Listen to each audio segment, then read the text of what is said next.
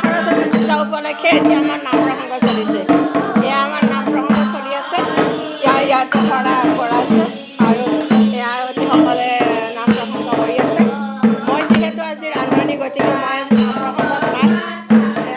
আয়তীয়ে ধৰি থকা আহি আছে।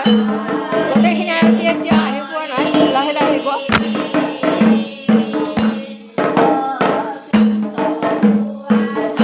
ইয়াতে আমাৰ ৰন্ধা বঢ়া কাম চলি আছে।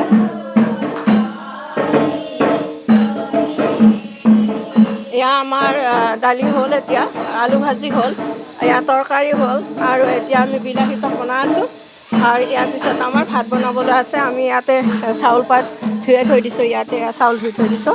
এইখিনি বনাব আছে। বনোৱা হ'লে আমাৰ নামো সিফালে শেষ হ'ব, আমাৰ ইফালে বনোৱাও শেষ হ'ব। এই আমাৰ আয়তীসকলে কিছুমান আহি ইয়াতে বহি আছে। মানে এয়া চকীবিলাক আনিছে, ইয়াতে বহি আমি এতিয়া আৰু আজিকালি যিহেতু সকলোৱে মাটিত বহিব নোৱাৰে, আৰামত বহি খাব, গতিকে চিৰা চকীবিলাক আনিছে ইয়াত। আয়তীবিলাক দুই এটা এনেকৈ আহি আছে।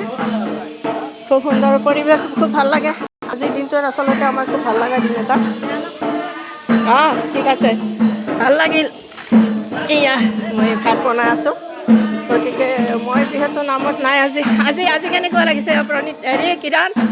আজি লাগিছে, ভাল লাগে ন? আজি যিহেতু আমাৰ বছৰৰ মূৰতে এই খানাটো, গতিকে খুব ভাল লাগে। তাই অৱশ্যে নাতিনীয়েকক লৈ আছে লগত।